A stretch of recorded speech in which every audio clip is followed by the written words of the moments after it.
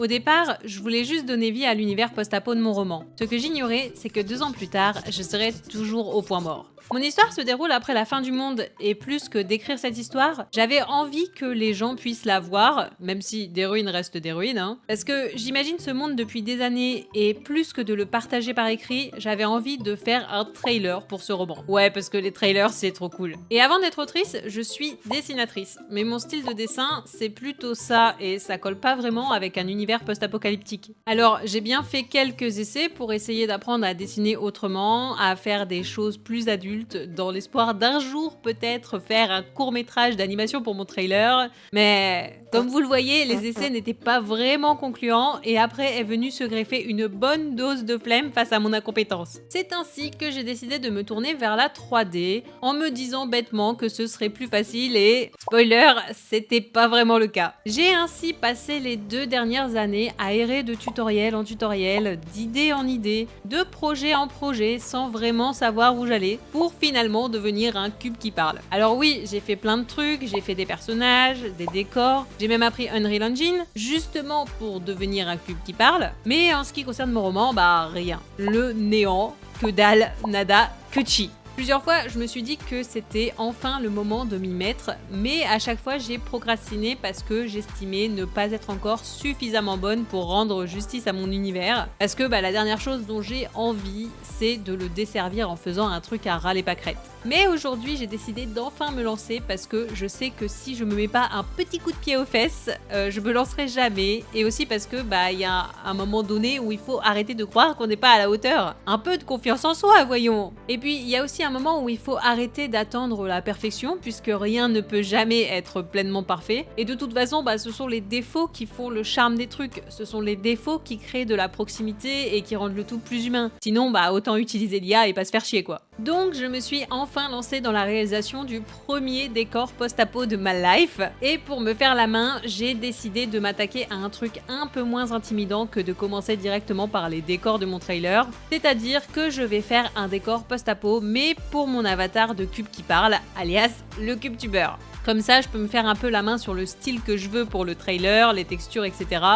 sans non plus gâcher direct le trailer. C'est de la stratégie. D'ailleurs, petit conseil, quand vous prévoyez des gros projets comme ça, n'hésitez pas à les découper en petits bouts pour que ça fasse moins peur, mais aussi à faire des mini-projets dans la même veine avant d'attaquer le gros pour vous faire la main, et aussi pour vous prouver que oui, c'est bon, vous êtes capable d'aller au bout du truc. Je vous jure, ça aide. Bon, dans ce cas précis, moyennement, hein, mais vous allez comprendre pourquoi. Alors bien sûr, même s'il s'agit d'un mini-projet, je ne commence pas comme ça en mode YOLO, hein. Et le premier truc que je fais, c'est un croquis, comme d'hab, pour avoir une idée de ce que je veux et d'où je le veux. Le but, c'est de savoir à peu près où on va et de pas trop s'éparpiller. Ensuite, je passe au blocking, donc en gros, je place juste des formes dans ma scène pour voir si je suis pas trop dans les choux avec mon croquis. Et c'est là que je me suis rendu compte qu'il y avait un truc avec lequel j'étais forcément dans les choux, et c'était, roulement de tambour...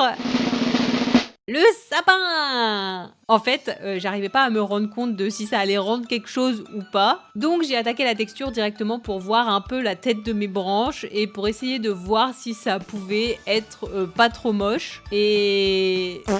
c'était immonde. Voilà, faut se l'avouer. Ah, on est capable de faire des trucs moches, hein. Ça arrive, hein, souvent. Est-ce que j'ai paniqué et remis toute ma vie en question? Absolument. D'autant que les sapins et moi, c'est une grande histoire d'amour, hein. C'était pas la première fois que je tentais ma chance et mes modèles précédents n'étaient pas des plus artistiques. Du coup, j'ai fini par lâcher prise et par procrastiner le problème à plus tard. Toujours de la stratégie. Et finalement, je me suis attaquée à la modélisation. Honnêtement, c'est pas toujours la partie que je préfère parce que j'ai toujours beaucoup d'appréhension quant à savoir si le résultat final sera à la hauteur de mes attentes et si la texture va suffire à rendre le truc bien. Et le problème s'est particulièrement posé pour le train, surtout que j'ai dû faire des roues. C'était un grand moment, ça m'a pris 2000 ans et j'ai eu envie de pleurer, mais j'ai finalement réussi à faire un truc qui m'a semblé pas trop mal et où j'ai pu me dire avec confiance, oui, la texture fera le reste. Alors, c'est ce que je me dis parce qu'à force de bouffer de la 3D tous les jours depuis 2 ans, je sais presque où je vais, des fois, Mais sachez que c'est pas une science exacte, donc faites attention avec ça. Du coup, une fois que j'ai eu fait le plus gros de la modélisation, je suis passée à la texture. Et j'aime pas attaquer la texture tant que j'ai pas entièrement fini la modé parce que c'est chiant pour le montage vidéo derrière. Mais des fois, tant que j'ai pas fait les textures pour me rendre compte de ce que ça donne, j'arrive pas à visualiser s'il faut que je rajoute des éléments à ma scène ou pas. Et c'est justement au moment de faire les textures que j'ai failli tout laisser tomber. Vous allez comprendre. J'étais tranquillement en train de faire ma petite texture pour le CubeTuber. Jusque-là, rien d'alarmant, hein. Et si vous vous demandez pourquoi il a la peau rayée qui brille dans le noir, c'est parce que dans mon roman, les gens sont atteints par un virus qui donne cette caractéristique à leur peau. Donc jusque-là, tout va bien, c'est normal. Ensuite, je me suis attaquée à l'environnement, les cailloux, les montagnes, les rails du train. Jusque-là encore, rien d'alarmant. Et après, je me suis attaquée au train. Et c'est là que les problèmes ont commencé. Vous avez peut-être remarqué un truc, c'est que pour faire mes textures, j'utilise l'add-on UQPaint. En fait, plutôt que d'aligner les nodes dans le shader editor, ça me permet de faire mes textures sur des calques de la même façon que dans Substance Painter, mais en gratos. Et avec ça, je peux donc faire des textures stylisées directement sur le modèle 3D facilement sans devoir passer dans un logiciel de dessin et à galérer à dessiner à plat sur les UV, etc. D'ailleurs, si vous voulez un tuto pour apprendre à vous en servir, dites-le moi en commentaire, n'hésitez pas, on verra ce qu'on peut faire. Alors au début, j'ai fait mes textures normales et tout. C'était un peu long, mais ça c'est normal quand on fait les textures à la main. Mais c'est au moment d'exporter la texture que j'ai déchanté. Pour que ma scène soit opérationnelle pour mon CubeTuber, il faut qu'elle soit opérationnelle pour Unreal Engine. Et donc pour le jeu vidéo. Je dois donc exporter mes textures et pour ça, je fais du baking dans Blender. Jusque-là encore, rien d'anormal. J'ai exporté les textures de tous les objets et jusque-là, pas de problème. Et puis, j'ai dû passer au train.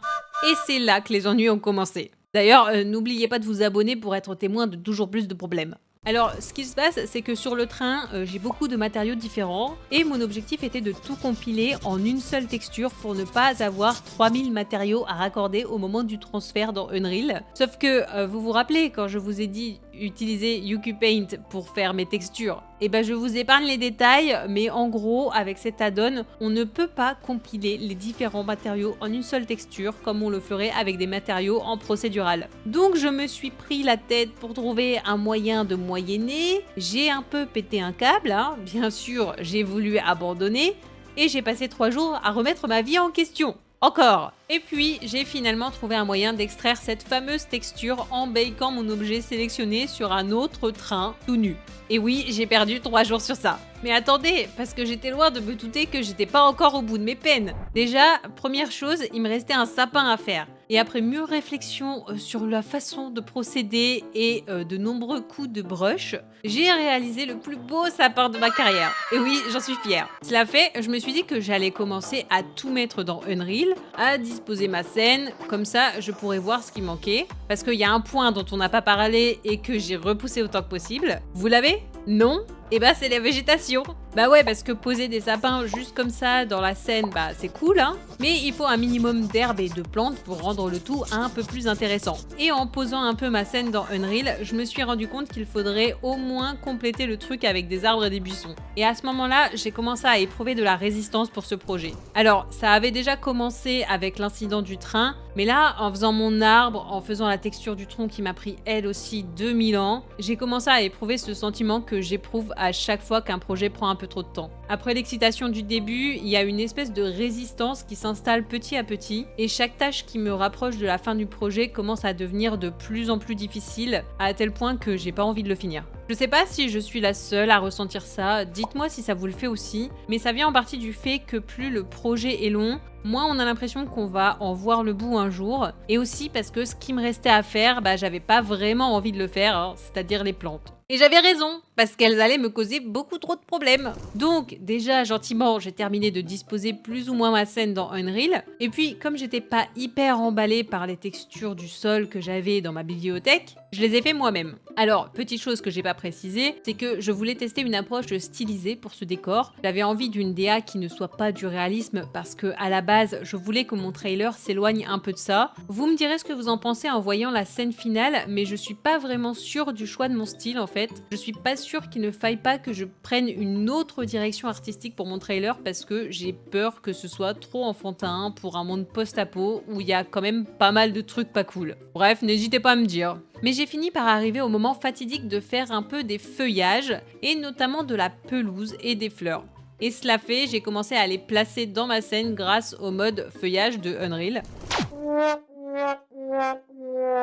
Et voilà! Quand je vous disais que j'étais pas au bout de mes peines, Unreal s'est mis à cracher en boucle à partir du moment où j'ai commencé à utiliser cette option. Impossible de passer 5 minutes sans un crash. J'ai consulté les forums, les tutos et même les IA pour essayer de trouver une solution à mon problème. Rien n'y faisait. J'ai supprimé Unreal, je l'ai désinstallé, j'ai même désinstallé des fichiers dans mon projet que j'ai ensuite dû passer une matinée entière à reconstruire parce que tous les liens étaient cassés. Pour rien, hein. Et vous avez déjà essayé de travailler avec un logiciel qui crache toutes les 5 minutes? Et bah c'est ce que j'ai fait pour terminer ce projet. Et c'était horrible, hein, je recommande pas du tout. Et en fait, finalement, il s'avérait qu'il y avait un petit conflit de gestion des lumières ou je sais pas quoi de la part de Unreal sur les feuillages, ce qui provoquait le fameux crash et qui m'a fait perdre encore 3 jours supplémentaires et ma santé mentale au passage. La dure vie de créatif. Mais bon, finalement, j'ai réussi à terminer cette scène avec un bon mois de retard sur mon programme initial. Et après un peu de programmation, voici ce que ça donne. Comme vous le voyez, c'est assez stylisé, ce qui me rend un peu dubitatif pour la suite de mes aventures dans cet univers, même si j'ai essayé de donner une ambiance un peu apocalyptique avec le ciel et le train abandonné. Je suis pas entièrement convaincue de mes choix, même si sans prendre en compte l'univers de mon roman, bah ça colle très bien dans l'univers du CubeTuber. Mais pour la suite, on verra comment on se débrouille et quelle direction on prend dans les prochains épisodes de cette série. Alors n'oubliez pas de vous abonner pour pas manquer ça. Et moi, je vous donne rendez-vous dans la prochaine vidéo.